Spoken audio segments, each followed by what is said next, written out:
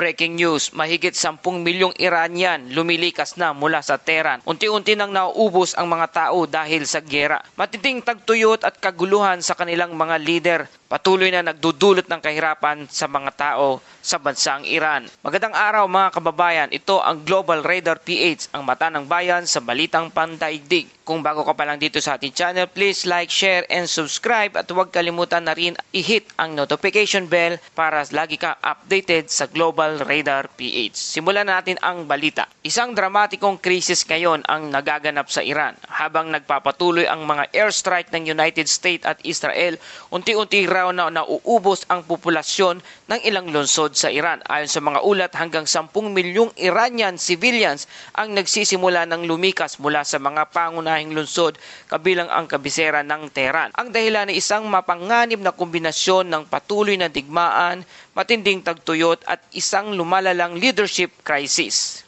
Habang lumalala ang tensyon sa Middle East, patuloy ang mga military strike laban sa Iranian infrastructure. Target ng mga pag-atake ang missile bases, drone factories, military command center at strategic installation sa buong bansa. Ang mga lungsod tulad ng Tehran, Isfahan at Shiraz ay nakakaranas ng malalakas na pagsabog at sirena sa mga nakalipas na araw. Dagdag pa sa krisis ang misteryosong pagkawala sa publiko ng bagong supreme leader ng Iran na si Mojtaba Khamenei. Matagal na siyang hindi nakikita sa mga pampublikong talumpati o video appearance. Ang tanging mga mensahe mula sa kanya ay written statement lamang na binabasa sa state media. Ito ay nagdudulot ng maraming espekulasyon tulad ng posibleng sugatan siya, nagtatago sa underground bunker o may power struggle sa loob ng Iranian leadership. Habang lumalala ang sitwasyon, nagsimula na ang malawakang pag-alis ng mga sibilyan mula sa mga lungsod.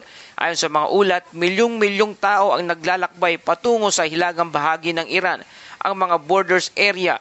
Maraming pamilya ang umalis, dala lamang ang ilang gamit habang sinusubukang makaiwas sa digmaan. Ang mga pangunahing destinasyon ng mga refugee ay Turkey at Azerbaijan, at hindi lamang digmaan ang problema ng Iran. Sa loob ng maraming taon, nahaharap ang bansa sa matinding ecological drought.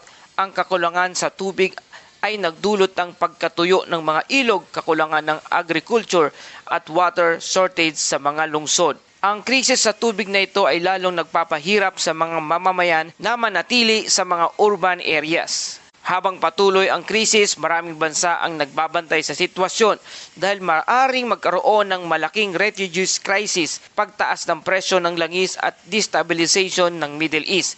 Ang Strait of Hormuz na isa sa pinakamahalagang oil routes sa mundo ay maaaring maapektuhan kung lalala pa ang digmaan. Kapag nangyari ito, maaring maramdaman ng buong mundo ang epekto sa ekonomiya. Mga kababayan, para sa ilang geopolitical analysts, ang nangyayari ngayon sa Iran ay maaring maging isa sa pinakamalaking humanitarian crisis sa Middle East at sa modernong panahon. Kung magpapatuloy ang digmaan, ay patuloy na aalis ang mga tao sa mga lungsod na maaring magkaroon ng economic collapse, refugees waves at regional instability. Habang patuloy ang mga airstrike at lumalawak ang krisis sa loob ng bansang Iran, nananatiling isang malaking tanong, ano ang mangyayari sa Iranian leadership at sa milyon-milyong sibilyan na patuloy na tumatakas mula sa digmaan. Patuloy naming babantayan ang mga sumusunod na development. Para sa pinakabagong international news, manatiling nakatutok dito sa Global Radar PH, ang mata ng bayan sa balitang pandaigdig. Kung bago ka sa aming channel, huwag kalimutang i-like, share at mag-subscribe at pindutin ang notification bell para sa ating daily global news updates. Maraming salamat sa panonood at magkita muli tayo sa ating susunod na video.